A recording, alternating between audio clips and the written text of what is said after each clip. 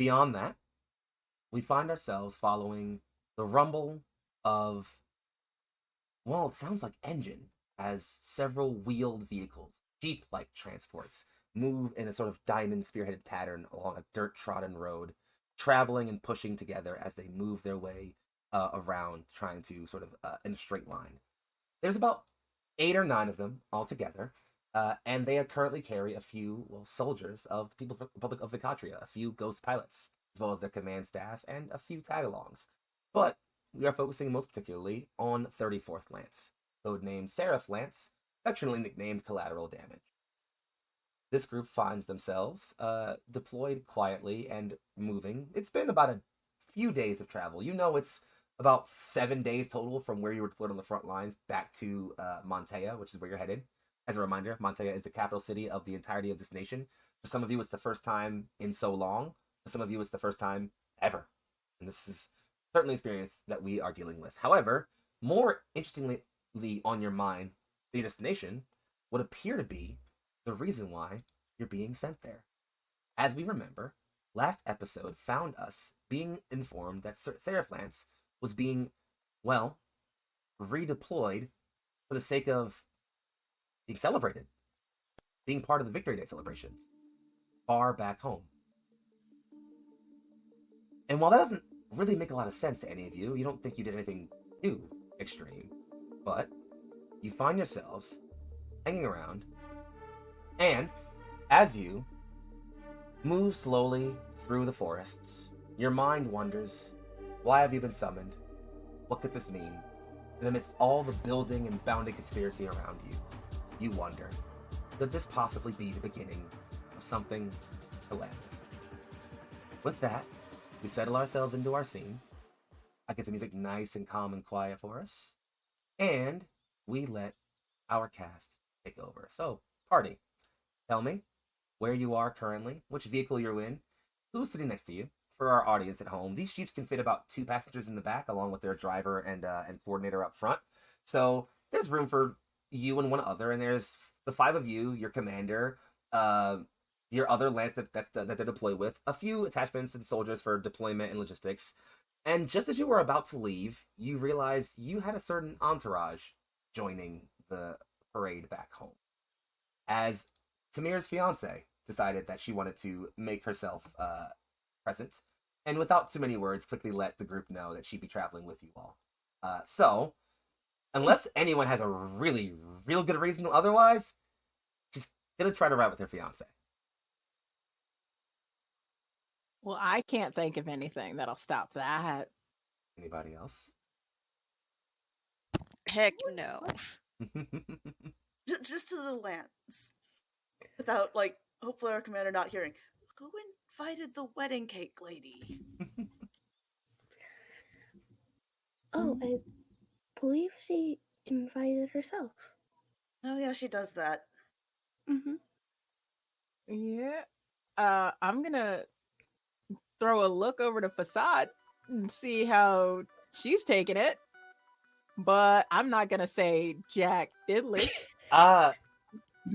It's almost like she made it her call sign for a reason. Facade is keeping an incredibly stone exterior about this. He certainly cuts an eye over and looks as like she approaches the convoy, but as everyone, is kind of like chattering a bit, she just, looks, cuts an eye at Tamir, who definitely makes eye contact, but doesn't hold it for very long.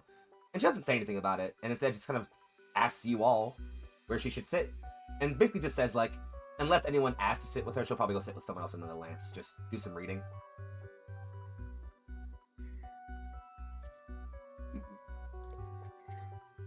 I'm gonna grab onto Arth because we always ride together. So Very straight activity I'm right now. The straightest. I'm not doing great being back in the capital. Hate it so much.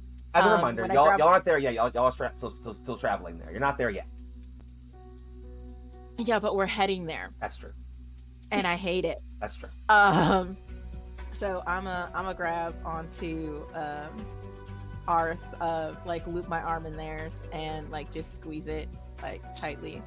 You get a squeeze Well, back. not like I'm not gonna death grip your arm, but I am gonna hold on to it like a life raft. So You see, like, Arth just, like, adjust the sheath that of her blade so that she can very easily, like, quick draw with the other hand. That is with the hand that is not currently being held captive. Before you two go towards sort of Being your roommates? van, as you two are being roommates, Doc, you feel a pair of hands wrap around you from behind, very quickly. oh, hey, Are you I deciphered that you are not alright, but I am here if you need anything. Though not physically, as we will be in different vans. However, I hope this show of affection could last for the ride. I tap at your hands. Like I let go of Arth at this point, and I tap at your hands, and then like I maneuver to like put you in a proper hug, and then turn around and like squeeze you tight, and it's just like, oh, thanks, sweetie. You take care of yourself, you hear? Of course, and you take care of yourself as well. And the same to you, Kim. I think you get like a very like soft pat on your head and Aw. like a sub vocalization I think only you and I can hear. It's like, good job, Siva child. Mhm. You did good.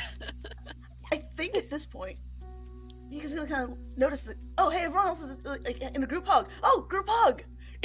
And just kind of run Get on over in and here. like, Get on in here, Mika. Let's go. Just a group hug. We're gonna group You hug, will- and you then will- Facade. Sorry, go ahead. Facades gonna stare at us and be like, no, fuck. Yep, not happening. Arth just looks very, very stiff and uncomfortable, sees that like Facade is not joining in, and then just sort of like snags a hand and drags Facade into the hug. Well, sometimes you hug involuntarily. And as Seraph Lance group hugs, the camera will cut over to a Jeep loading up, a door opening, and Amir and his fiance making their way into the van. She just looks over and just, curious little Lance of yours. And he says, they certainly have been an adventure. And he just seats himself into the van, and as he kind of goes to close the door, you'll see her mutter something. It's the camera will cut kind of like a bit away as she mutters something breathlessly to him. And I think the last image any of you see as you're coming out of the group hug before the door closes is Tamir's face goes from like a passive, calm, usual demeanor to very briefly what can only be described as insensate panic. And then the door closes. And we're back on you all.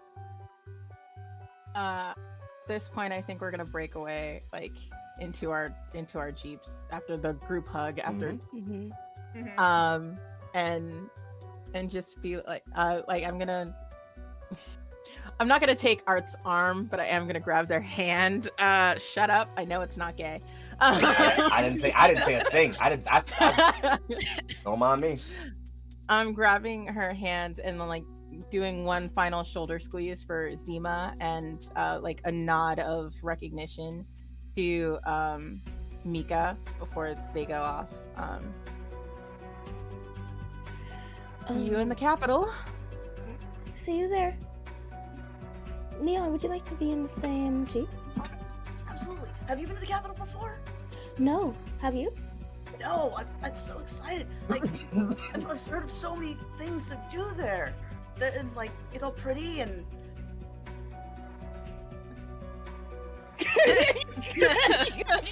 Don't worry. Is it not pretty, Foxy? Not. Do you disagree? No, it'll be wonderful when you guys get there. I'm sure everything will be great.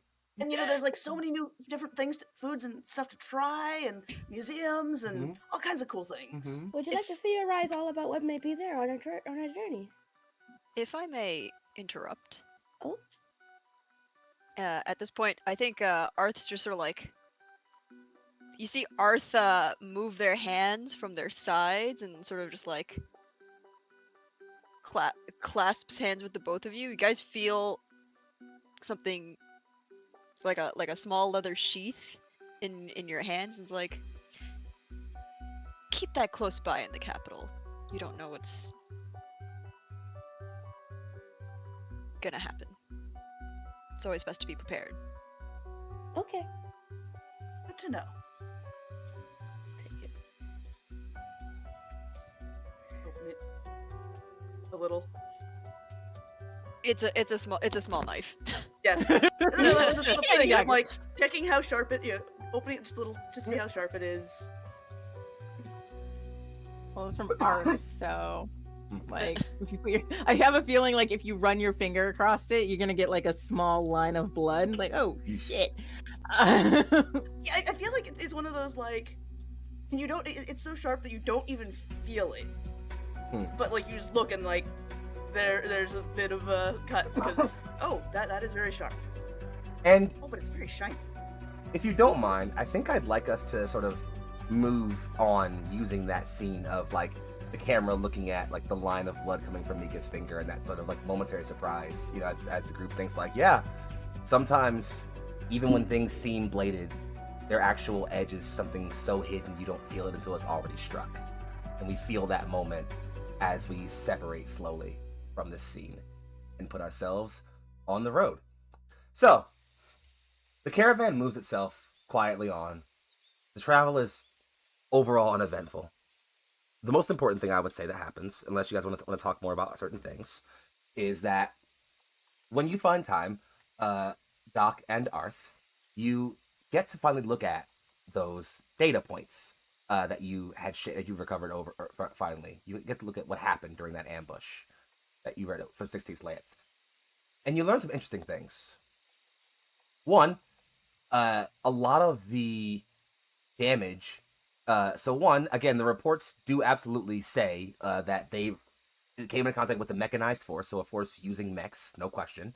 Again, you counter that with Roxanne's claims that they say that they were using PRV mechs, grasshoppers. Some of them, a few of them, have sort of like laser blast burns on them, which is strange because, well, Grasshopper standard issue use kinetic munitions. Your assault carbines you usually deploy with are kinetic rounds, and you see bullet holes and impact rounds that clearly indicate there were kinetic weapons present. But there were also laser burns and plasma round impacts. I won't even make you roll for this, Doc. You know this a million times over. It's absolutely indicative of Sleipnir weaponry. I've been working on this. So, there's that. So that's the first thing that you encounter, that sort of picture to like, that's interesting. The other thing that I think about the report drives you to some question, some curiosity, is again, despite several parts of the obvious oral report given by the sergeant on call being like redacted, like several lines are just straight up like not recorded, this wasn't recorded, this wasn't recorded. So there's clearly some gaps in the story of what happened. But I think the thing that sort of draws you the most about that is it appears like there's no mention of like a coordinated attempt to seize cargo. Cargo was taken. Like, their things were taken from the convoy when it was attacked. But despite them completely disabling the convoy, they did not take all the equipment. They didn't take everything that was there. They gathered some stuff. They also, and then, while you look at the casualty report, while there certainly were casualties, people did die. Arth, you're military-minded. You've dealt with enough ambushes to know what one looks like. The death toll? It's low. If you want to get a slight more insight on that, I'll allow like a tactics or some other smarty pants rolls. And I shall do so. Let's roll that one. Give it to me. That's a 19. Wow. 19's a number. Yeah, Go ahead. I was gonna ask, like, Could I look up an inventory of what equipment was present before the attack and compare it to the inventory of what equipment was present after the attack? Absolutely. In fact, it's even easier than that. You can just there's a record of lost equipment, things that were lost from the battle. It's even easier. And so you start looking over that, and I'll go with your inquiry first, Doc, and then I'll get Arth what you got from your sort of what happens here. What you notice is that for Doc, when you're looking at inventory, that's the wrong song I want. Sorry. The songs. So the thing that the first thing that you notice, sort of most intently, is that there was some ammo taken. Simple standard issue ammunition. Standard issue ammunition was taken. A fair bit of that. Some mech plating or some metal plating, probably used for mech repairs or hull repairs and stuff like that. So some basic standard stuff. And honestly, that's about it. Like, there was other cargo on there, much more important than that. Some fuel cells, some like there was a lot of interesting things. In fact, there was a commander on in that thing. So you're wondering if they were trying to capture like intel or something like that, they would have taken that commander. The commander got through unscathed with no problem. Arth, you're looking over this, the inventory, casualty numbers, the record of all the impacts from the blast wounds, and you're thinking through this. Literally closing your eyes and mentally recreating the ambush in your brain, seeing the way they came out. An attack from the left first, then they'd circle around. That makes the most sense. You cut off the head of convoy. You want to cut off the rear too, so they can't retreat forward or backward. The convoy disperses then, and you start picking them off individually. And you start making sense of that. And then you think, they had them dead to rights. No soldiers would have walked away from that. Why did they? It wasn't a raid. They didn't take all the gear. Why did they? And then it clicks. Whoever did this, whether they be the Heptarchy, some other small private group, insurrectionists, bandits, whatever, whoever did this wasn't for material. It wasn't to wipe out a convoy. They were looking for someone.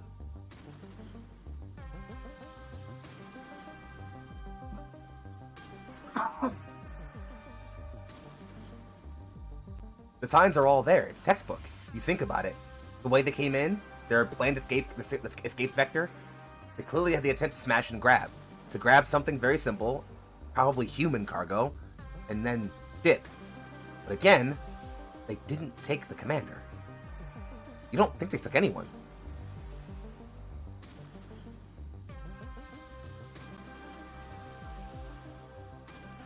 Milady, do you have a list of who is in the convoy? And who died? Yeah. Or is anyone listed as missing? I will save you the roll. No. You can account for every pilot killed.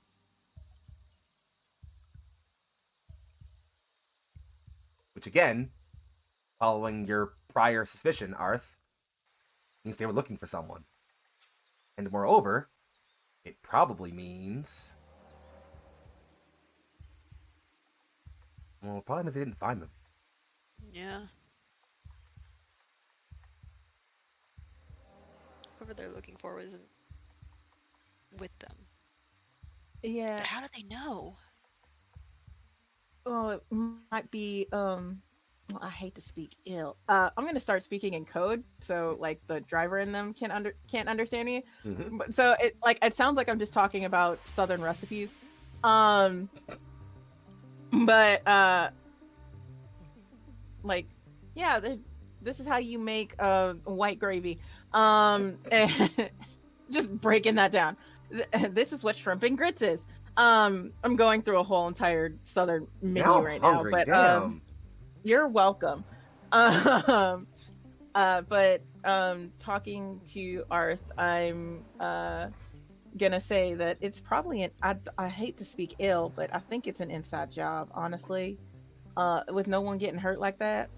Well, I mean, people got hurt, but like it could have been much worse. And with these And what I know of Witch, like, I think she might have Witch? done it. All right. So, I kind of went on a little date with her, right? And how was that date, milady? Giving milady a very pointed look. Yeah, no, it did not go great. Turns out that this Dr. Asano, she got an upgrade. She got an upgrade from Dr. Asano using my technology based off of you. So, like, I use, like, Dr. Asano, I used some of her theories, but they were outdated, and I updated them. And then you came to be, and it was fantastic. Then this woman takes my research and does inhumane experiments on Witch in them, and that's why Witch looks the way that she does. She's like, her mech feeds off her life force now. It's unhealthy. And from what I can tell, she used all of that knowledge to build our little Zima. So yeah, Witch told me that her mission with these fancy new upgrades of hers was to keep an eye on our Lance, because she knows about you and about Zima. And then she's point blank straight up just threatened y'all in front of my face. I could not stand for that. So yes, it did not go well. When you say y'all, milady, was that you?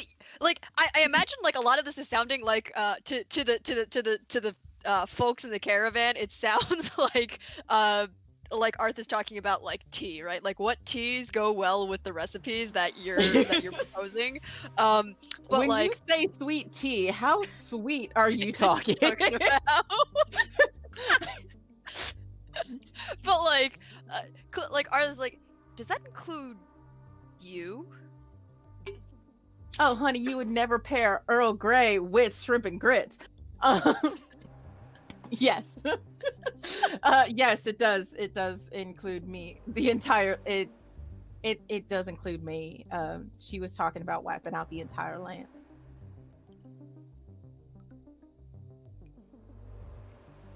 And I think you just see Arth just sort of blue screen a little bit. Like, there's just like this sort of frozen moment where like all of the joints in her body kind of like lock. In fact, I think Doc, you can sort of like just hear the servos in her, like the gears just sort of like jam a little bit as she just freezes. As you start blue screening, I am gonna reach for your hand and try and bring you back. It's like, honey, look at me. We're okay. Just look at me. We're gonna be okay.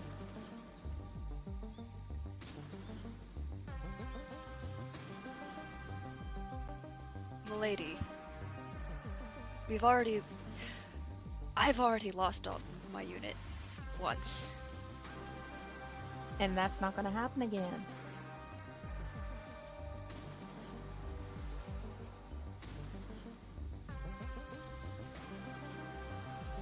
Okay. So what's the plan? Right now, we're going to the capital, and I'll need to tell you that's not my favorite place. Get a small squeeze under your hand. It's not my favorite place either. Yeah.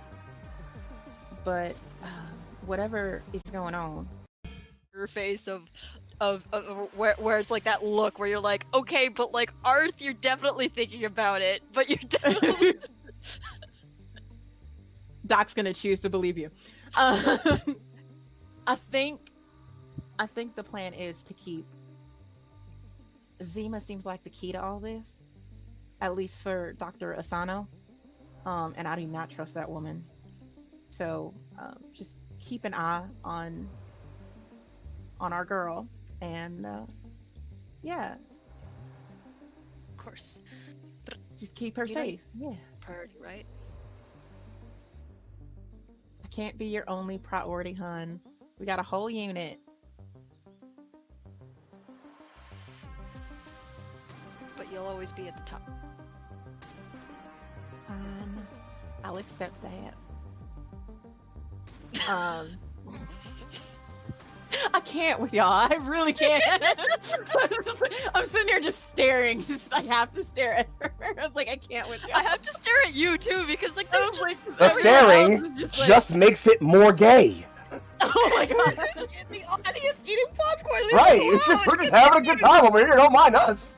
Go on. We're not here. Yeah, and then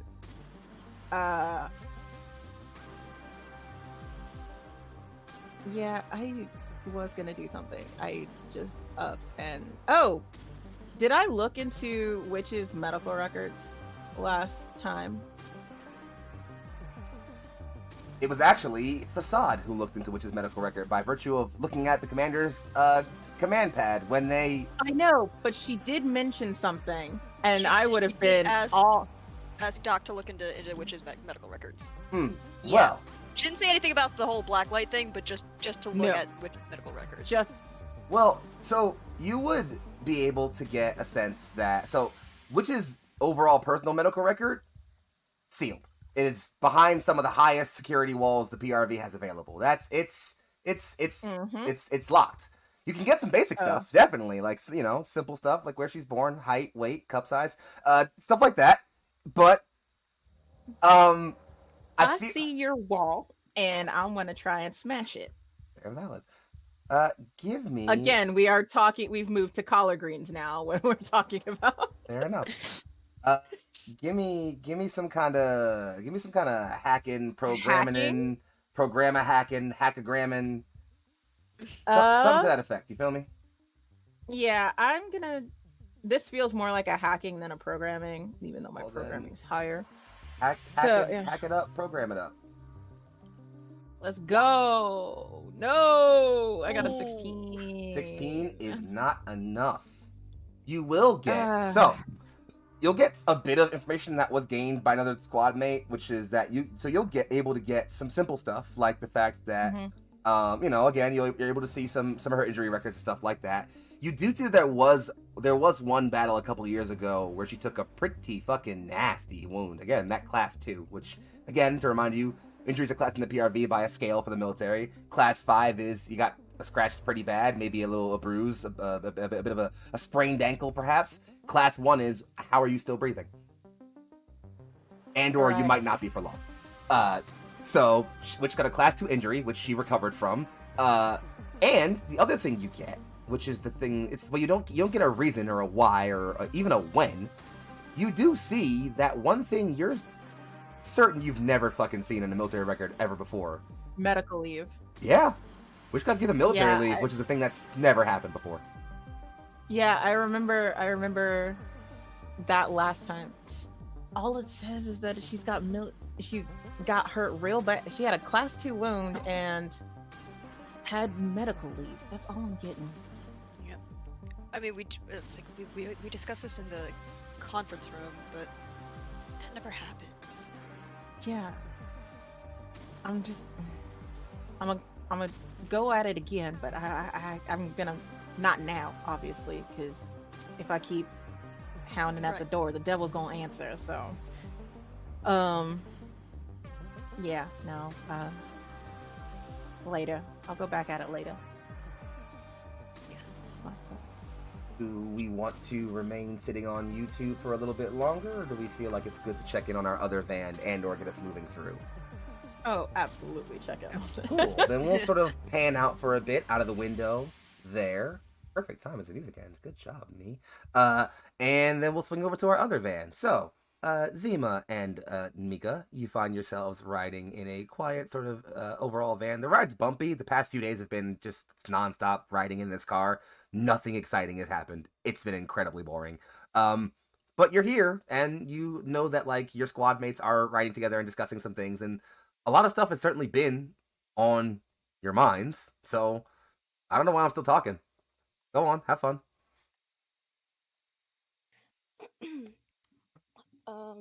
I imagine this is on one of the days where Neon and Streamline are in the middle of doing one of many little car ride games because that feels like something I that love they would it. do.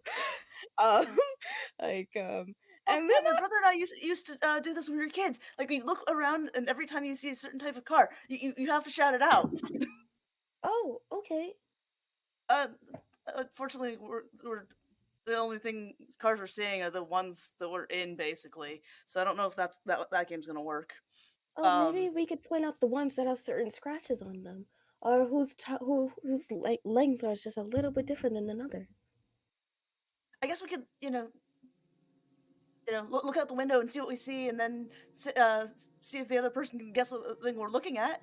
Oh, yes, we can do that. Oh, before we do that, and because I think Zima has learned that physical contact and connection is good for good conversations.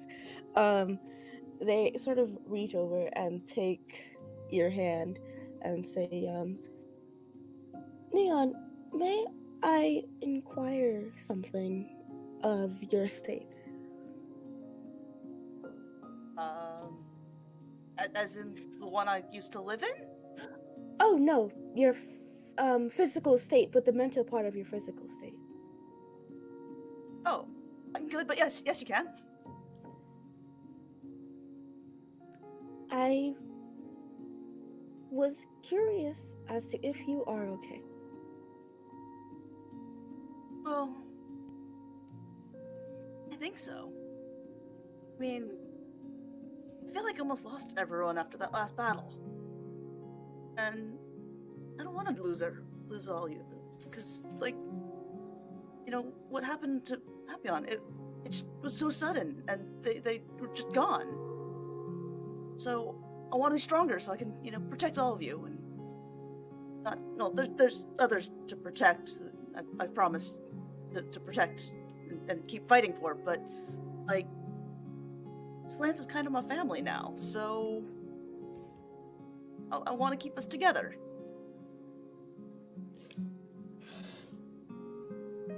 I share the same sentiment. I only wish for you and everyone's safety.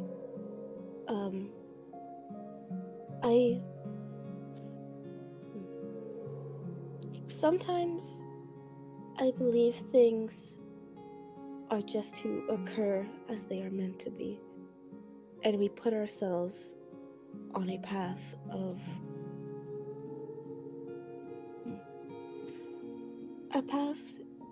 that we unintentionally tread.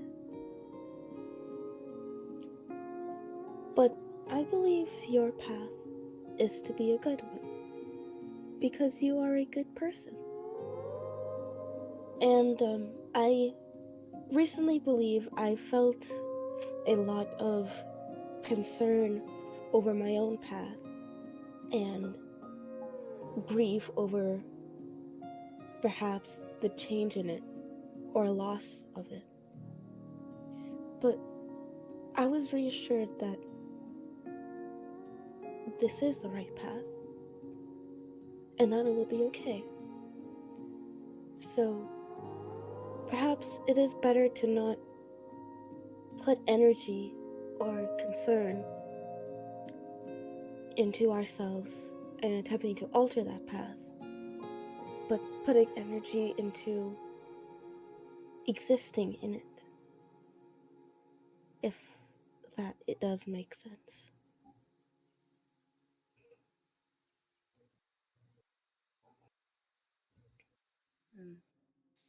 I haven't thought about it that way. I keep trying to make a path that works for me, I guess? I mean, I certainly don't fit into the whole military path very well. I try really hard, but all the rules and regulations and, be here at this time, it just doesn't work for me. Well, perhaps that's not your path, but a part of it.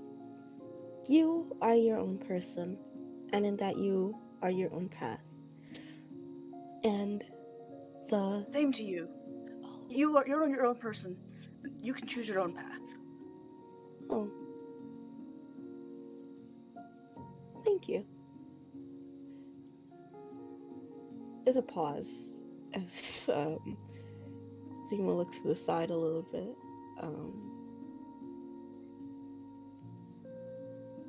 Perhaps. But You not feel that you have your own choice in your path? I mean, yeah, we're not the ones driving this car, but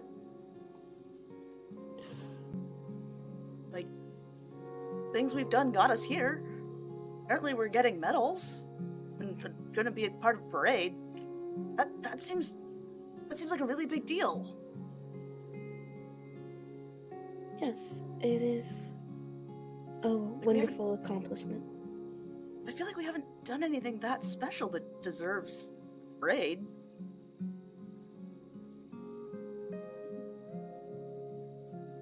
The things people find awardable can differ from person to person, perhaps. Or perhaps there is something deeper that we will simply uncover together. But a celebration is a celebration. And at times, I think it is good to be rewarded.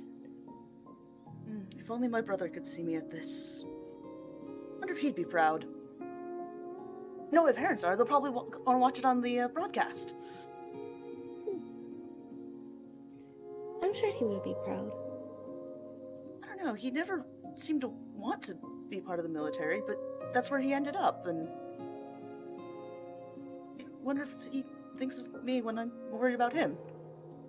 Do you have any siblings? No. You can count me as one.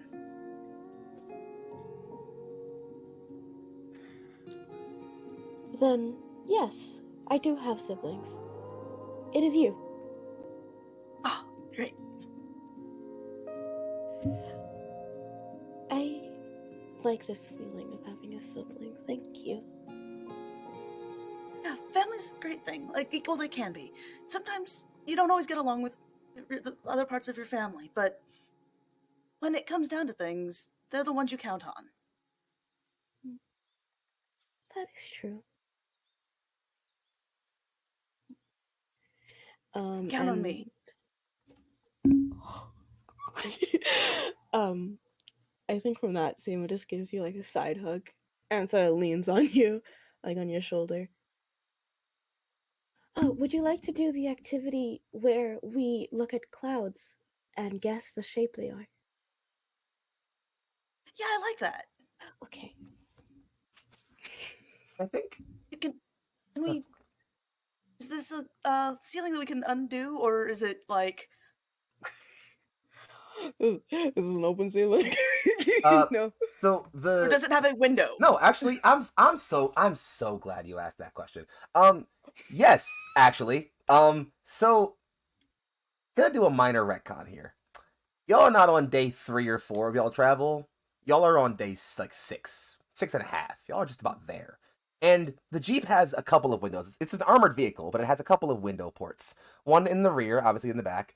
One on the sides, obviously. One up front, and then it's got one up above that kind of pops open, so you can get a good view above if you need to, or stuff like that. That Does it also have a turret? Yeah, has Terracopulus. It's a turret spot, but like no one's actually being gunner. Nope. You just hop up there. Yeah, absolutely. So yeah, Mika, you hop up and you're looking up and seeing the wide world, and as you look over, Mika, you can see just behind the rolling hills peak up into high mountains dusted with snow. The forest laid low and wide around you. The hills roll on as the river slowly babbles just behind, the road going and rolling, peeking up and above and down your horizon line here and there. And just as the tree line rushes past you and slowly begins to break away, you see it. A massive You remember reading these stories as a kid about knights and princesses and kings. This looks like the most impressive and amazing castle you've ever seen. It's skyward and radiant. Its peaks high and elegant and glistening. Its spires are sort of this hard, almost gem-like crimson that twist and turn around the central structure as it overlooks a sprawling metropolis. Streets flooded with dots of cities and towns and people, all kinds of colors you can see. This is the most incredible concentration of humanity you think you've ever laid your eyes on, possibly. As all of you slowly, as you look around, see, just in front of you, on the top of the mountain side, the Crimson Citadel, Crimson Palace. And below it, spiraling out all around it, Capital City of Montella.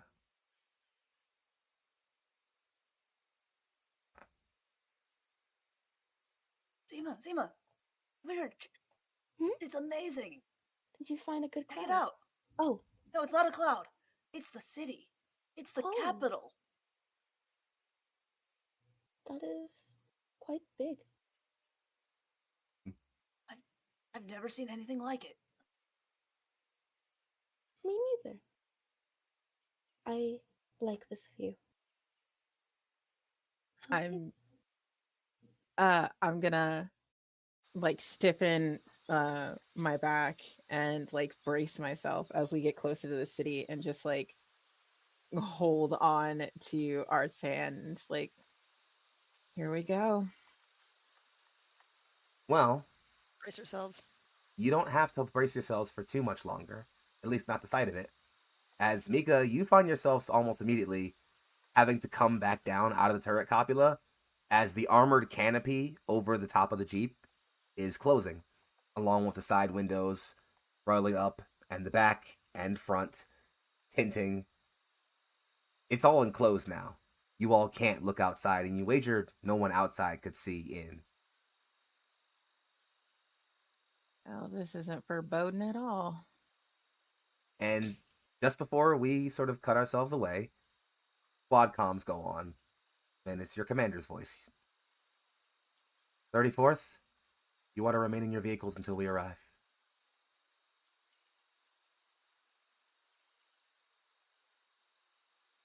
Acknowledged, sir. Of course, Commander. And If you say so. The camera will cut back to the squad comm being cut as a finger or two fingers slowly lower themselves from his ear, and Tamir raises his hand again to wipe at his eye and swipe a tear away. Damn war. And we'll cut ourselves away to a brief break. See you all in just a few minutes. Don't touch that dial or that browser. We'll be right back. Bye.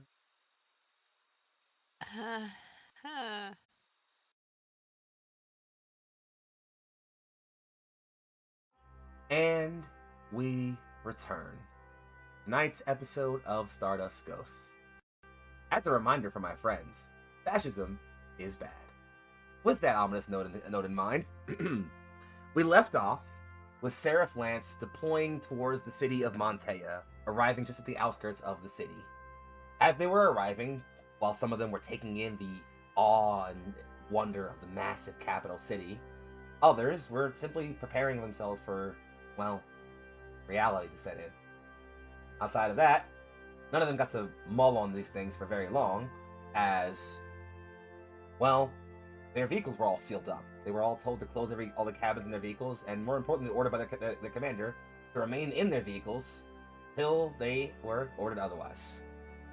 We're going to zoom back in right there, actually, as, well, you all drive, unable to see the outside for a while, about half an hour maybe, and eventually you find yourselves slowly, your vehicles rumbling to a stop, slowly parking, and giving you all a moment to step out as your drivers step out, and so they step out and open the doors, and you're all allowed to pile out, and you find yourselves not in the city proper, but in it looks like a hangar. It's a big, massive preparation area. Looks like they've already driven in the convoy truck carrying all your frames, all your mechs into this area. They've opened it up and are now unloading your mech frames to be suited up. You see, so that they're getting your Tech 22s down. Doc, you noticed that a lot of your like some of like the custom like plates you had bolted on and like welded on a certain size, so like certain art and things, seem like a lot of them have been filed off or scraped off to make your mech look a little bit more like a stock standard Type 22. But outside of that, you also notice that the crews who are getting your mechs down and preparing them are also, well, for lack of a better word, decorating them? They are moving tabards and banners with the large flowing flower symbol of the flowing beast symbol of the PRV and the multiple stars of Vicatria, all decorating these banners. Some show a symbol of show like multiple symbols of the MAI. That symbol with the flower with the 3 grasshoppers on either side, showing you guys, and that motto you'd all know as the motto of the MAI, your mobile assault infantry, which is Vicatria Response Garde, which is effectively to guard Vicatria. Which is so you have that symbol. So tabards are being raised. Most interestingly, though, and specifically the mech in the rear, which is for Seraph, for you guys would be Seraph 5. So in Streamline's mech, they are customized. They seem to be bringing down like you guys have seen like weapon bays before. Like they have like bays kind of bring your weapons into like slot on your mech. They're bringing down a weapon bay that doesn't have a weapon in it. It has, well, it looks like a flag almost, like a banner. And you think like, okay, it's the banner of the PRV, until it gets closer and you realize it's not the PRV, the symbol of the People's Republic. Instead, it is almost like a mural of some kind. It depicts a hill with broken Sleipnirs just smoked against the side of it, flames coming out from them, and at the top is two grasshoppers. One is like rifle down, aiming down at the mountain of of Sleipnir and like shooting at them, and the other is like lifting up and holding a gathering of like small human-looking figures. It's clearly meant to be a banner to like symbolize and celebrate the Battle of Wrencham. Tamir hops out of his car as you all are doing this. His fiance doesn't. She just remains in. He hops out, and he tends to have a very focused, commander's face often. This isn't that. He just looks irritated, angry, disappointed. In the Gotti, what is the mess that they are putting on our mechs? Parade decorations. It's a celebration after all. Our lance is being heralded. We must fly the colors. Yeah, I understand all that, but they defaced mine. They've repainted mine. I haven't seen it this shiny, like, ever. He looks at Mika's mech and just, I will say it lacks a certain charm. And then over to Doc and just, I tried to ask the engineers to do as little factory resetting as they could as far as your outward appearance went. I know you are particular about your device. Unfortunately, my father's entourage was insistent. I apologize. Particular is not the correct term. I think in the middle, Doc, of your fuming, you feel once again hands wrap around the back of you, very suddenly, and then Ziva sort of comes like over your shoulder and says, "I have finished the hug of our trip."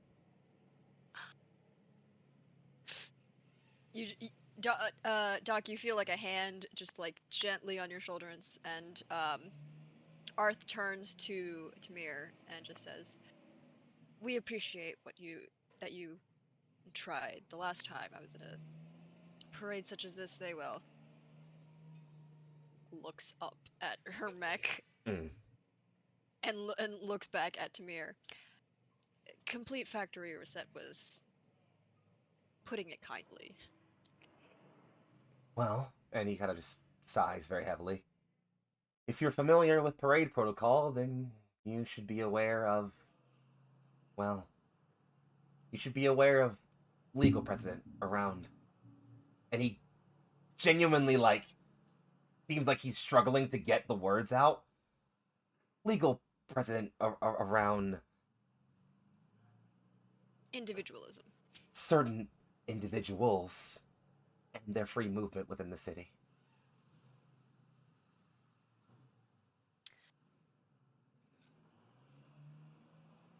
You just sort of like see like Arth has that face where it's like she knows, but she's just not gonna say it. And he also seems like he just doesn't want to say it yet. And just he just goes, you should prepare your uniforms, if you will. Parade will be beginning soon. Like Azima like raises her hand. Streamline? Commander Seraph, there was it seemed the point you were making and then stopped making, and it has concluded to confusion for me, and I would like to ask for clarification. Of course. I think he genuinely is struggling to, like, decide on how to say this, and keeping his head down is just... I will explain post the first part of the ceremony. Don your uniforms, and when you're ready, board your units. We'll march in a single file through the main street, right to the main hangar where you'll be resting for a few days. Just try to enjoy the festivity if you can. Understood. And he just looks up, again, very somber, directly at you, and just... Thank you, Zima. Well, thank you, Commander. And he turns to he turns just as a couple of servants come and wheel what looks like a wardrobe of some kind, a metal wardrobe containing a bunch of different things. They open it and it has clearly a couple copies of his officer's uniform in it, and they immediately like start like to like pick and prod at like playing with his hair and like taking certain things. He's just like literally while it's all happening, just looks at you all and just, I should go get dressed. I will see you all soon. Thank you, Commander. Not missed this. Understood, Commander. And you see Arth just like put two fingers to their ear. Later. And he nods and turns. And just, you're all welcome to put on your uniforms. Part of me wants to, you know what? Let's do that. Let's get a fun episode 1 callback here. Let me get some wardrobe rules, friends. Oh, no. Let's get a fun little episode 1 callback.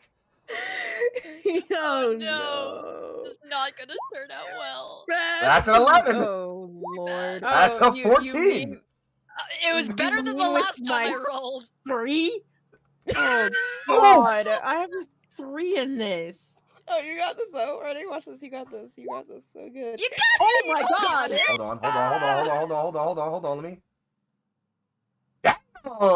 Sorry, stream couldn't see. I had to fix the stream. Dirty 20? What the Dirty hell? 20, sexy. Dirty 20, baby. Dirty 20 with the crit. Love that. That's good as hell. All right, so we'll montage through this. You all dress yourselves, and your uniforms are in line. You have the basics on. People would recognize you as soldiers, probably, maybe, or at least people trying to cosplay soldiers for the most part. Doc, you are in perfect dress. You have everything set up. Your medals are in place, your uniform, and I think this is one of the only times that Lance seen you in full dress, so it's a bit of a shocker, but you're fully kitted out. No question, all good to go, ready to go. Arth, you've Say done... I am in... Sorry, go, please. I will say I am in full uniform, except for I am wearing a gold bracelet that has a gold charm on it. Ooh. We'll come back to that later. So, the rest of you. Arth, you're overall okay for the most part. You, again, seem to have a habit of forgetting some of your service medals. Once you've served as long as you have, you start to realize that they don't matter that much anymore. And so you've forgotten a few of your service medals. Akemi... sorry, go ahead, Arth, please. I was gonna say, I think I imagine, like, Arth has, like, the ones pinned that she remembers, like, the battles that she... Like, the important ones, right? Like, the one where she survived, those ones, and then all the other... Like, there's, like, just so many that she just completely forgot about, and they're just, like, lying in a box somewhere. Like, this doesn't fit. There's only so much room on this lapel right I here. can only be so badass. I gotta chill. Mika, you surprisingly have a bit of pep in your step this time. You at least remember to tie your boots this time. Thankfully, that's good. You got progress. We're growing. Is important. Your collar still isn't properly aligned, and you cannot get the handle on the tie. It doesn't fucking work. It's there. It's present. It's sitting there. It won't fall. You're pretty sure. But it's that sloppy, like lopsided high school boy style. Exactly. Tying the tie. Amazing. Zima, there's a lot on your brain right now, you think. Just too much going on for you to easily remember to get your uniform perfectly right. You recognize that you get it. You actually think you're doing great. You get your jacket, your buttons are perfectly aligned, they're equal distance from each other. You've straightened all the buttons so that the PRV symbol is going straight up. You got your pins in the right place, your pants are not creased, everything's good. Except you forgot your shirt. So you have your jacket on, and it looks good. Just maybe a bit of a view to anybody who looks close enough, you know? I'm just saying.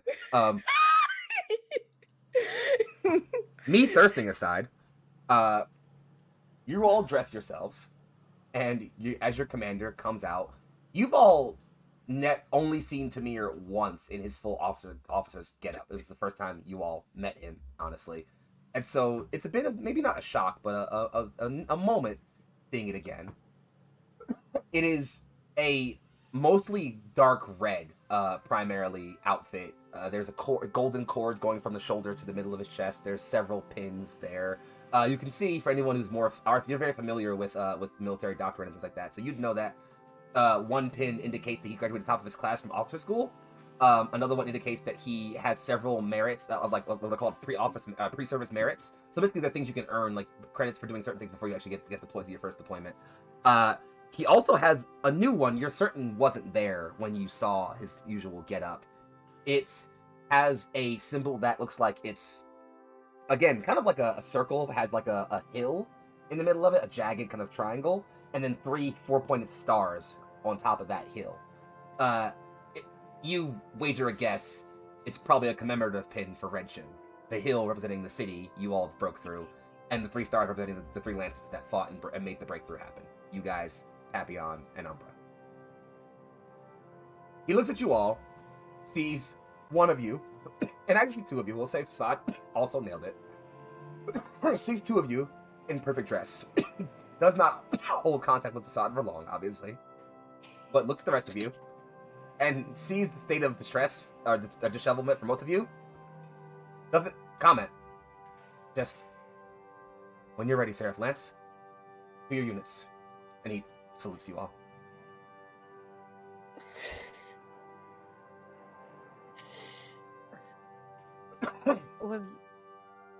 Was that weird for anybody else? Also, honey, where is your shirt? I forgot it. I didn't realize. I realized I was very focused on getting everything else in proper order and making sure there were no creases in the clothing. But then there wasn't a shirt to uncrease. She's Didn't gonna we just redo your tie for you. she's gonna Thanks. brush off your I'm shoulders really bad at and tie.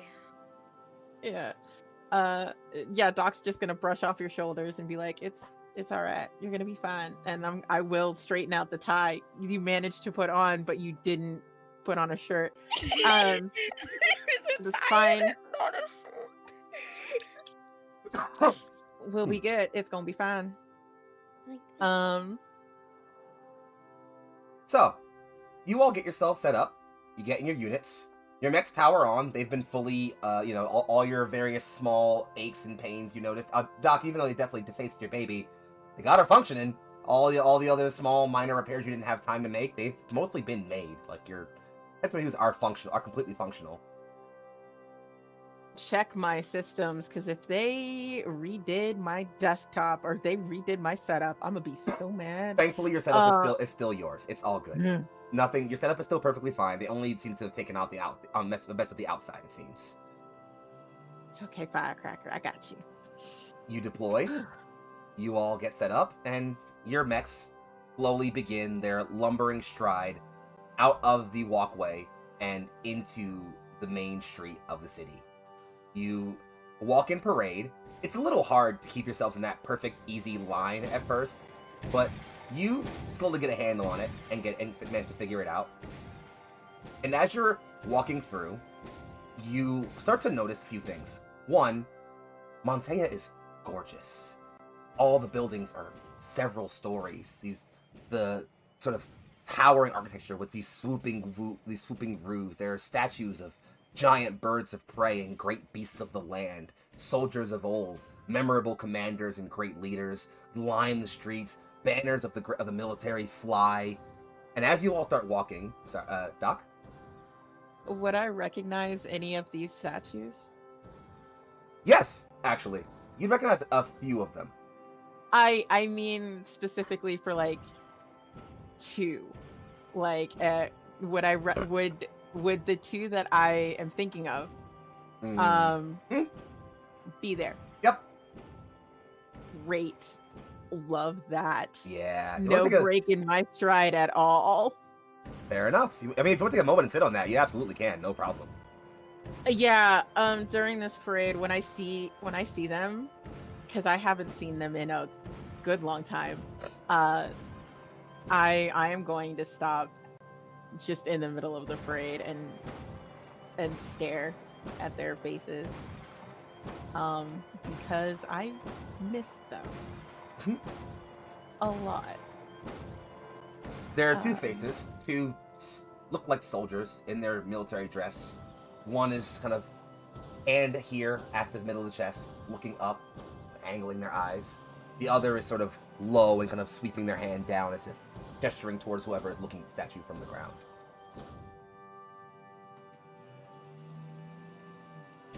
I'm gonna take that in, and remember why I'm here.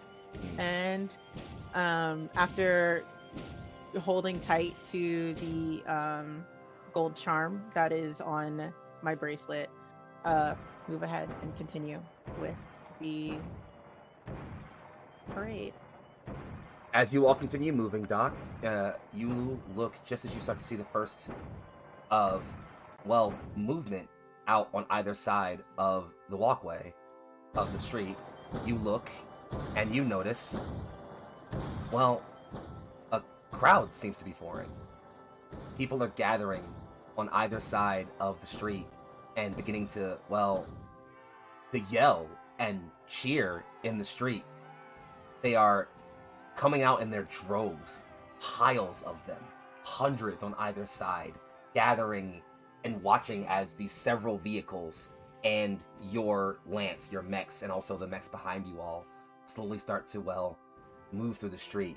They are cheering and whooping. Some begin to throw petals of white flowers at your mechs and at the cars, hurling them at, and you can hear them outside, like, cheer! Cheer for the heroes of Wrencham! Cheers for Seraph Lance! Just throwing and praising you all. Some are even, crying, openly sobbing as they, look at you all and watch these mechs pass. There are little children who are pointing and waving, they're, you wager people don't know what, gender is the pilots are because no one's come out of their unit, obviously, but there are plenty of people who are blowing kisses and waving and maybe even a few slightly more explicit things if you look close enough at all these mechs.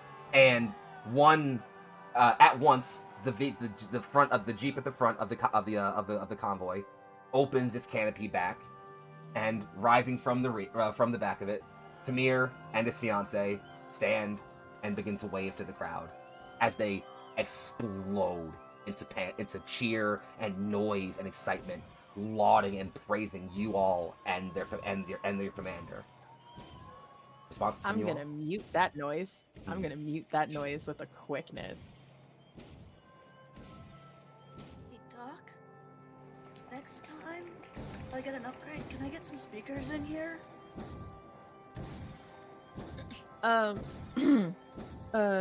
Yeah. Neon, no problem.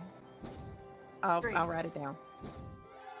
Because I think it'd be awesome to have my own set of music and sound system in here. Yeah, absolutely. Thanks, you're the best. Over the communicator, is this supposed to feel this way?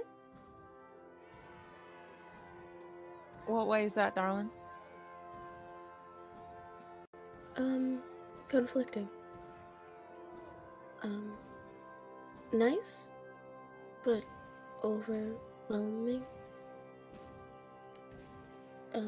It feels as if I'm being taunted and not cheered. You just sort of like feel. Actually, Zima, can you feel Arth's emotions right now? Can we? Well, that's me. She asked you. I did look at your screen. Don't look at me. I'm gonna say that Doc, in touching up y'all, may have been messing around to see if you were compatible. So I'm gonna leave it up to you. I would say, I think absolutely, because I think having them communicate through feelings is very appropriate. And incredibly straight. You can. So Zima, you can feel sort of like a sense of like nausea and disgust, sort of just like from Arth right now. Like Arth knows, like there's this sort of like knowing feeling of like this isn't right, but also at the same time it's sort of like a feeling of like there's if I don't know what the feeling of duty is, but it's that as well. Yeah. Like you're like swallowing it down for the sake of you all, basically. Then I think in that, if we can communicate through feeling, then specifically directed towards you, or if you feel this wave of understanding and then comfort, as if Zima could, they would be holding your hand, but they can't, so she will do it almost through emotions. If head pats could be mental. Mental head pats. Boop boop. It's Just Oh yeah. ladies, just smile and wave. No, Doc is going to look up the story behind those two commanders that were like, what is the story that they're telling the citizens for them to have statues in the capital? So the thing that you find, and this is a great fun for the party thing as you all continue the parade, Doc, you try to tune this all out. You press your mute to ignore all the crowd sounds. Let's do this immersively. You know what? You press the mute, Doc, so you aren't capable of hearing anything. The crowd mutes out. The sounds of your mech footfalls dim, and you're able to. I turned that fucking off. Why are you doing that? Stop. Everything goes quiet for a moment. You read through the story, and you're told that these two commanders, these two figures, the story goes, that these commanders were noble scions of a part of the PRV, working with the science division and the intelligence division to gather intel and work towards a future for the Empire. It is said publicly that they worked on an incredibly important project that was meant to be the baseline foundation for things that might set the lines for them for the PRV to win the war. It literally is said as like the foundation of what will be the PRV's coming victory was laid by these commanders, is how it's said. It is said, however, that they died valiantly when the Heptarchy became aware of their plans and set the covert strike to where they were working.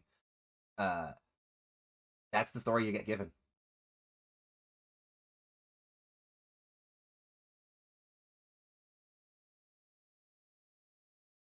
Great.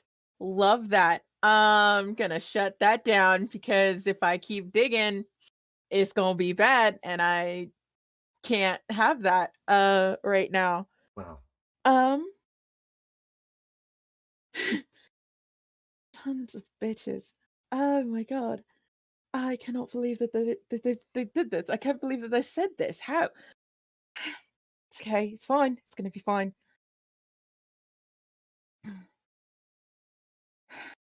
We're gonna be fine. It's gonna be fine. We're gonna be fine.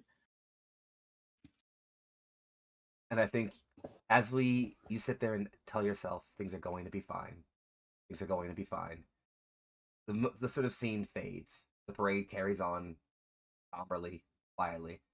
Eventually, maybe thankfully, you eventually all arrive back in another hangar. The doors close, and you notice that again there are other like mechs that are in your parade. It is only after the moment the gate finally seals shut that cockpits begin to open. Tamir is already like out of his vehicle and waiting on the deck for when you all get out. If you all get out of your mechs.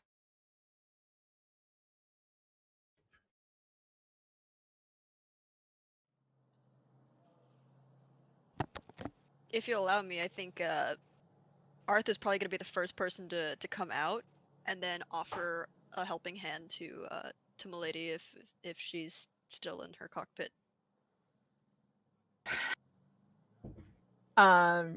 Shaking off all of that.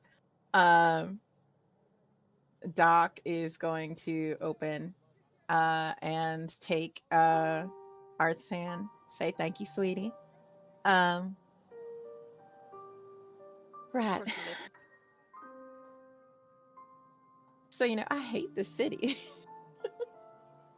Well, you're not the only one. Yeah. Mika, Sima, you coming out? Yeah, I'm calm. I'm so calm. I'm so cool. So cool what the events that have just transpired. Yeah, I'll come out of my Mac. I'm gonna. Yep. Neon? Yep, gonna climb out. That was different. That was kind of weird, but kind of exciting. Did you enjoy yourself? I don't know. Yeah, and it was kind of weird. Facade hops down quietly, says nothing. Just that certainly happened.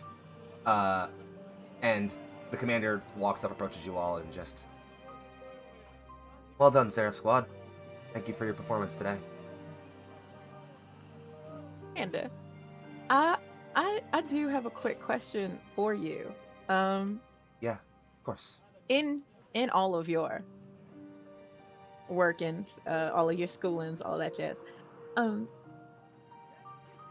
What do you know about the Kubaka family? Just curious.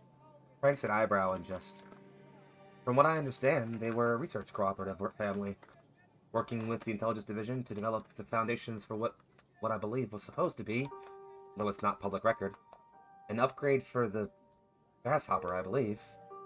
Its details were never revealed as the project was mothballed after their deaths, but from what I understand, they were pivotal to it. It's strange how few of the reports have actually mentioned them. I've always found the story curious. Yeah, curious is an interesting word for it. Thank you. I just noticed them during the parade, so I was not expecting to see them actually. Father has been on a public works binge recently. Interesting. Thank you so much. Of course. That leads to a follow-on point I should make. If it wasn't clear, I hope the festivities were pleasant, and I hope you all understand that there is pride you should take in the things that happened. Regardless of how anyone else feels about anything, what occurred at Redsham was your doing. Those people were saved because of you. Remember that. There are And he looks back towards his vehicle where you know his fiancée is still sitting. Matters I must attend to, so I will not be able to wait with you all this evening. And we unfortunately still have 3 more days of parade. I recommend you all get some rest. However, and he looks at you, Zima, specifically, for those who aren't curious, I will elaborate simple public code for... He flinches. Eastern, Southern, and Westerners within the city of Montella. Official law dictates the streets are the property of, well, the People's Republic. They are, however, the private ownership of the Cardelia dynasty. It is decreed by his Lord the High Delegate that the streets only be walked by Arte people. You all are not allowed to leave this hangar. You can't be seen in public.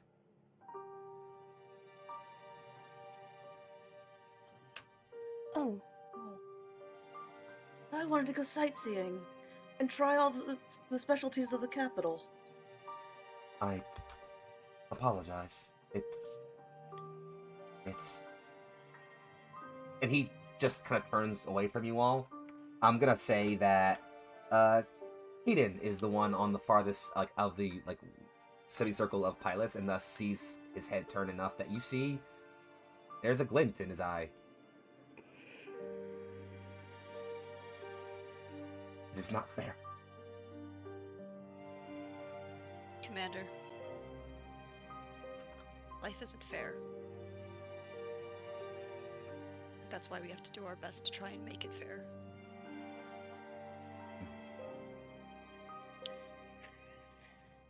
You are wise beyond your years, Arth. I don't know about all that. You see Arth raise like a brow because she's lived longer than she's been alive. And you're just I think Zima, you feel like an internal panic going, like, does he know, does he know, does he know, does he know? like that small iteration in the back of, in some parallel process. Well, she just, Commander, if I may, is there a place where the Lance can speak without? And she looks at, Arthur's always on guard here, so she's definitely giving a side eye towards the various people scurrying around the hangars. And he literally just pulls a key from a pocket and tosses it to you, Arth, and just, those are meant to be our quarters for the evening, or for the duration of our stay here. They are secured and private to us. They are, however, shared, of course, so... He just... Thank you. Of course. Take all the time you need. Rest. You have no more duties until tomorrow, so... Relax as you will. And... I... hope the windows have good views. I'm gonna booby trap Firecracker before I go, so anyone who comes near gets an electric shock. Very valid. Mir says... Turns and says... Nonetheless... I have... I'll be going. I hope you all have a good evening. Good luck, Commander. good evening, Commander. He sort of, again, turns and, lingers looking at you all, he, has something else he wants to say. He, again, really feels like he's not properly making up for the things that are happening. But he turns, and as he turns to walk away, the door of the car he was just in opens up. His fiancée steps out in a long evening dress of bright, bright crimson, and they walk off into the out of the hangar, into the streets, leaving you all in the quiet of the well, not the quiet, but leaving you all in the hangar with the ability to do whatever you would like. I'm just gonna say, I do not like that woman. Did she do something to you? Just gives me bad vibes. She exists. Oh, Yeah, pretty much. should we make that stop? Not publicly. Loving where your brain's at, though, sweetie. Oh, okay. I just wanted to help. So, you've all been given keys to your own quarters. You have space to relax and talk. Is there anything you guys urgently want to have happen right now in this moment? Anything you want to urgently talk about or gather up on, or any scene you want to focus on urgently right now?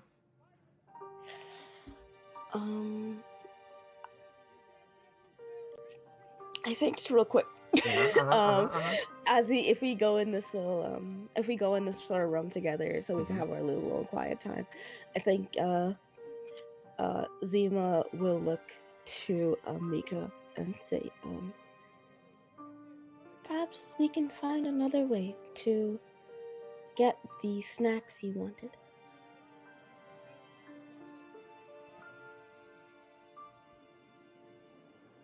Do we steal our mechs back and use those to get food? I wouldn't recommend using your mechs because you're kind of popular. We kind of just did a parade. But right, they took your weapon, Ima, didn't they?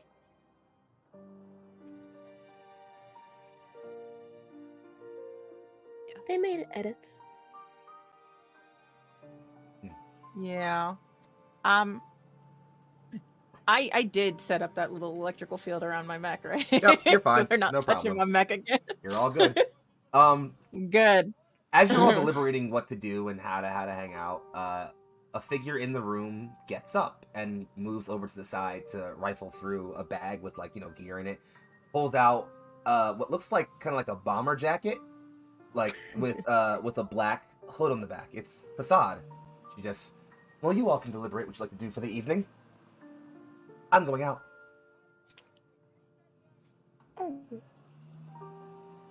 Don't get caught, honey. Capital's not friendly to folks like us. She looks at you, but just looked back at you. Darling, very few people are friendly to me. Puts the hood up and just... And that kind of throws a sort of a peace sign back at you all and moves and opens the door. And while there are definitely soldiers who look at her and seem like they want to say stop it, they just don't. They clearly are just and she heads out onto the street, hood up. Outside though, as the door opens, you all notice, and you didn't really see them on the way in because you were going in through the mech door. Outside of the front gate appear to be a small gathering of, well, first you almost think it's trash, and then you get closer and realize it's not. It's, well, they're gifts. Flowers and a bunch of cards and foods of all kinds from all around the different cities. It's clear people have found out that your Lance was staying here and have just came and brought a bunch of food and left it outside of the garage. So thankfully, you shouldn't need to worry about dinner tonight, as there's enough food here you can eat for a week. Look at that, Mika. City took care of you. I'm finally gonna get to try chocolate. You just diving in or anything else? Zima will help in sort of gathering all the gifts and organizing them properly. So, anything else urgently happening while you're all hanging out for the evening, or any other deliberate plans right now, or just chilling out? I'm gonna grab my box, the little box that I had with all of my very important stuff in it, and tuck it in a safe place in my area, and kind of just sit on my bed. This would be the first time in a minute that Doc has not immediately gone to work on some new project. She's just sitting on her bed, fiddling with this gold charm on her bracelet. And I think Arth is going to just sort of stand almost like a sentinel, not quite by the bed, but with the clear view of the threshold, with it very much still on guard, because Arth does not feel safe in this place at all. standing near me? Yeah. Arth, sweetie, sit down. You stand in guard like that makes me nervous. Promised I'd protect you, milady, and it's not. I know exactly how you feel. Please, after today, I need somebody to sit down.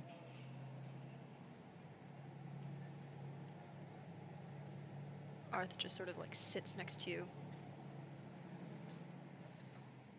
You're slipping a little, milady. What?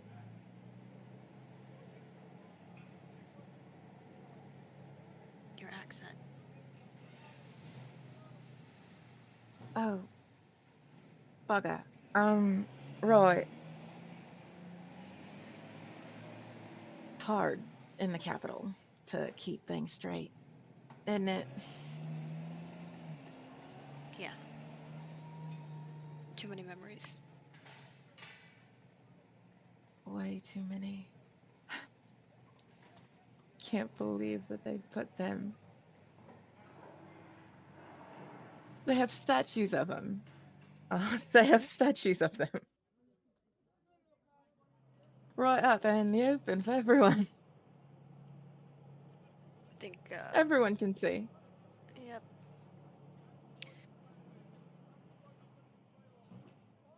They like making heroes out of people. Especially the ones they murder.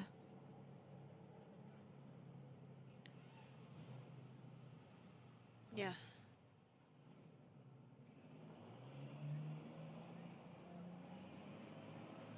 I truly hate it here. It is just then that the door to your quarters opens. Keep in mind, you all have the key.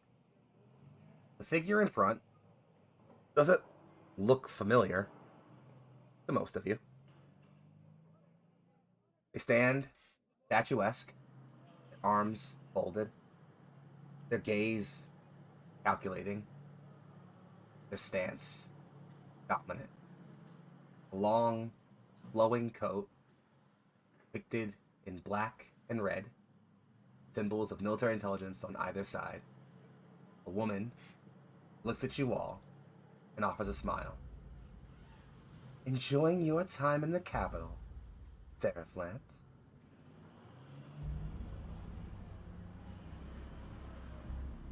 Do I recognize her? No. Somebody does, though. Is it me? It's you, Zima. Oh, it's As crazy. in front of you all, so I should clarify. You don't recognize the face, obviously. Nope. But if this name was said in character, you'd know it. As you all stand facing one Dr. Evelyn Asano. Day just keeps getting better. Dr. Asano. Hello, child.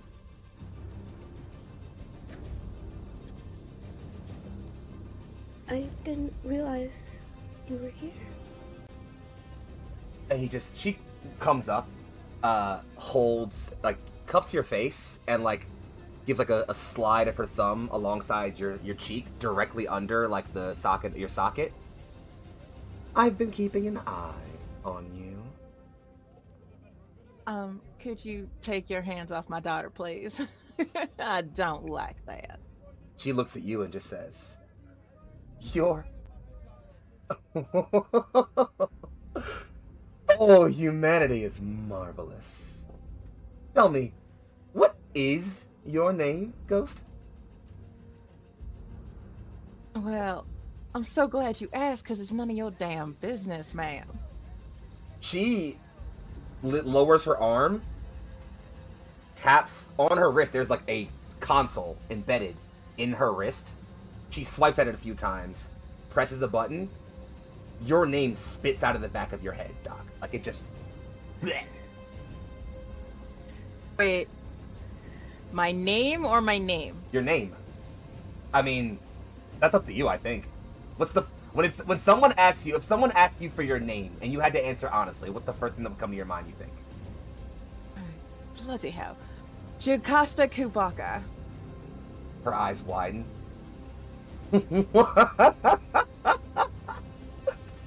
Oh, the universe is never coincidence, it is confluence! This is marvelous. Dr. Sono, this doesn't... you're scaring me. Child, you have nothing to fear. I am here to enlighten you all. Tell you all the truth. Would you walk with me, Seraph Lance?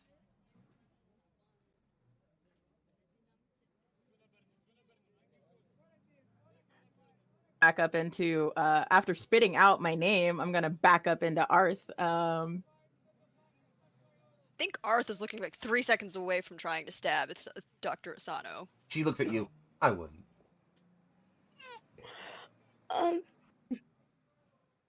We could. Zima makes direct eye contact with you, Doc. I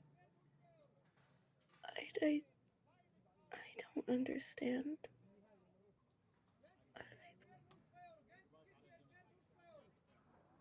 We might not have a choice, y'all. She looks. How?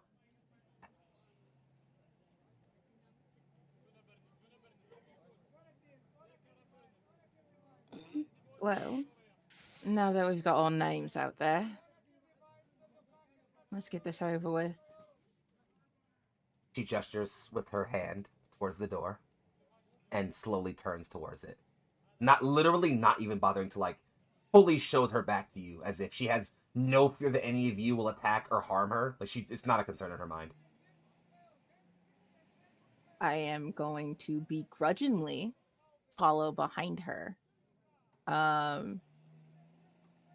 Yeah, I'm holding on to dear life to that charm that my on my wrist. I think Arth is just gonna be half a step in front and to the left of Doc, just sort of almost trying to shield Doc, but at the same time understanding that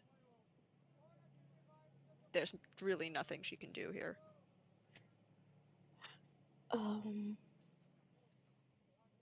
I think Zima, oh Jesus, Zima is looking between everyone and is just so confused. So I think they look at Mika for somebody to be calm about this or to have an answer. Mika has been kind of ruffling through the giant pile of stuff and finding chocolate bars and just shoving it into pockets. And I think realizing that the air palpably feels like there's a threat. I think she'll take the first thing, and it's probably a stuffed bear or something like that, and then just throw it at Dr. Sano. You throw the bear. God, I love Mika. You throw the bear. And how do I handle this? Now, you know what? Let's do it this way. You throw the bear. It hits. It hits her in the back of the head. She stops her walk. Turns. Eyes you. Mika, you've done a lot of stupid things in your life. A lot of reckless stunts that have come very close to you ending in a fiery explosion. You have never felt as close to death as you ever have in your life as that woman looking into your eyes right here in this moment. Cute.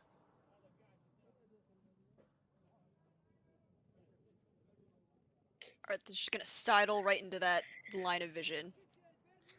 I'm giving Mika the biggest smile and 2 thumbs up, like the proud mama. Don't threaten my friends like that. Turns her head. On the contrary, I am here to enlighten you. All of you.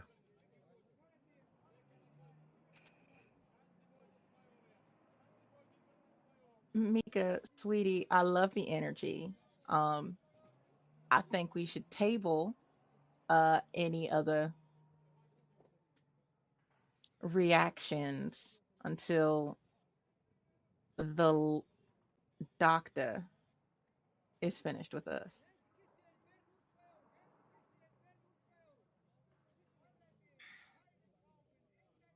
Your alternatives, she says out very loud, would be to go out in the street and be spit on, have trash tossed at you, be reminded that the world sees you like a dog. Or you can come with me and see the future. And that's when it really kind of clicks for you all. And it's, you were so surmassed with all of the nonsense and all the focus and the tension in the air that you really weren't thinking about it, even though, you're looking at her now, for those who've seen her the first time. Dr. Asano isn't Arte. She's a Westerner.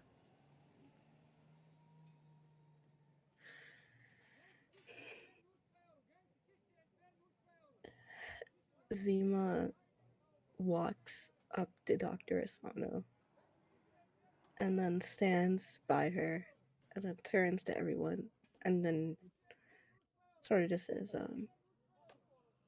please. She brings her hand up and starts to stroke the back of your head.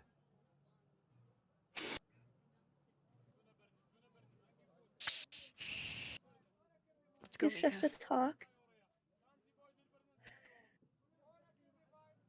Just to talk. Let's go. We must. And she turns and just starts to walk down the hall away from the door and just, I'll have someone fetch your friend. It's no worry. Understood.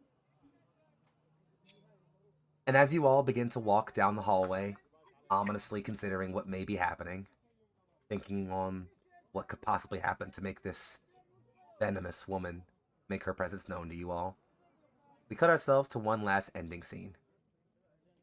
It's a diner. It's quiet, peaceful, upscale, beautiful, even. People sit in rows and at tables and enjoy those kind of, fancy people food. Small plates that seem too small for how much money you're paying for them, obviously. They nibble and gab about gossip and nonsense. Some discuss the recent battles. Some discuss the parade. Others talk about, seeing the High Prince for once. Speaking of said High Prince, we find him in a private room in this diner. Apropos, aside from someone. It's a good thing the room is private, as their conversation gets loud. The camera zooms in, just to hear the woman say, I would recommend you calm yourself, lest you forget we are in public. He says, do not take that tone with me, Amira. You are suggesting, nay, imposing. She says, it is the will of the High Delegate. It is the will of your father. And Tamir jumps up from his seat and says, he is the bigot and you are a fool! And she says, and you are a misbegotten brat with no sense of reality. He turns and storms out. Walks from the diner. The scene follows him, walking through the streets, head low, contemplating, thinking through the world, his lance, the people he cares about, the things he's learned. And he stops as he notices a shop, a chocolate stand. A small smile creeps to his face as he walks in, finds himself gathering a collection of sweets and moving to the counter. Across the street, a figure, a soldier, in a bomber jacket with a hood up, sits at a bench and watches. Tamir offers a hand to the woman behind the counter, takes it and kisses it. Thank you so much. Turns to walk. Just as he reaches outside, a car screeches to a stop just in front of him, and someone hops out.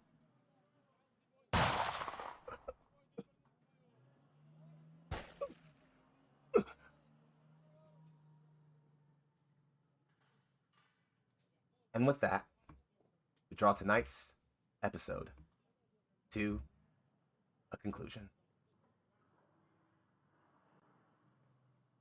I thank you all for coming along for one more wonderful episode of Stardust Ghost. I love this campaign so goddamn much. Mostly for the faces that I get my players to leave when the episode ends. It's really satisfying. I won't let them hang on this too long so we can talk about what's going on here. This has been Stardust Ghosts. We've been Neon Lights Roleplay, and this has been incredible. So I'm going to let my cast tell you who they are, who they've played, where they can be found on the internet, and maybe how they're feeling right now. I don't know. We'll go in a little reverse order, starting off directly below me, but anywhere from the bottom of anyone's cast list. It is, of course, the incredible, the incomparable, the amazing, and the accent-switching Casper the Envy Ghost. Hi. Osio. I am Casper, the Envy Ghost. I'm kind of, brain is starting to process what the frack just happened. Good lord. I am a Black Cherokee, sapphic, neurodivergent writer of sci-fi, fantasy, and horror. I have a podcast out there called How the Podcast. This upcoming week, oh my god. Oh wait. I've got stuff happening on my channel. It's called, it's probably werewolf related. Yeah, you can follow me at Casper the NB Wolf on Twitter, and Casper the NB Ghost literally everywhere else. That is Casper DANB Wolf or Ghost. It's all one word. Simple as that. Thank you, Casper, for a wonderful appearance. Sending our love over to Darby, who's gonna hop on this call when we get out of this episode and be really fucking mad at me, but we'll deal with that later. Sliding over directly across from Darby to, of course, the incomparable Ninja Penguin AM, better known as Akemi. Hi, I'm Akemi, Ninja Penguin AM, as Foxy just said. You can find me wherever I exist as Ninja Penguin AM. I make games, I play games, I do stuff, and things, and let's see, Monday nights, Friends Who Roll Dice, Mind the Martyr, that's where I exist. I play a magical hot boy warlock. And, yeah, things happen. Be the magical warlock hot boy who makes things happen you were born to be. That's our message he from fights tonight. with the power of friendship. Exactly. Sliding up from the power of friendship and anime to, of course, Danny's Corner. You okay over there? Hi. Hey, Danny. Danny's going everywhere. Animated pizza. We can move on. I'm good. We're done. We can be done. Fair enough, Michelle. We're hurt, Foxy. That's what's happening right now. Yeah. Alright, hi, I'm Michelle. I played Arth, who is seething with rage right now. Yeah, okay. Anywho, you cannot find me on the internet, so just don't bother. I think we're good. Fair enough. We're not good, but we're done. We're so not Is good. everybody okay? We'll talk about that. We'll check in on that.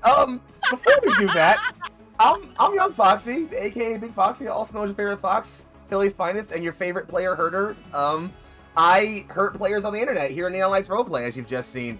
The next place you'll see me is tomorrow, because guess what, friends? It's Double Mega Foxy Week. So for those of you who are watching this live right here on our Twitch channel, you'll catch me tomorrow right here for the return of Frozen Rain, our Lancer campaign about humanity and what it takes to become it. A lot of mecha campaigns to talk about humanity. It was great. I almost died last episode. Any case, that's where you'll see me a lot. Things are happening. And other than that, you'll see us right back here in exactly 2 weeks for one more Stardust Ghosts. As a reminder, friends, we are supporting the Malala Foundation all this week. Excuse me, that was last week. As a reminder, we're supporting Black Girls Who Code this week. I'm all out of it. We're all fucked up, apparently. We're supporting Girls Who Code this week for our Women's History Month charity. So please, if you find the time, please put ! charity in the chat during any of our streams for this week. Hit the Tiltify link and give them any support that you can. Please, it all goes right to them. None of it comes to us. And we love to offer our support, our space, and our voice, there we go, to all of our femme and femme-presenting non-binary members of the community and beyond. Thank you all for a wonderful episode of Stardust Ghosts. Remember to fight for each other and for the people who matter to you. We will see you all in the future. Goodbye.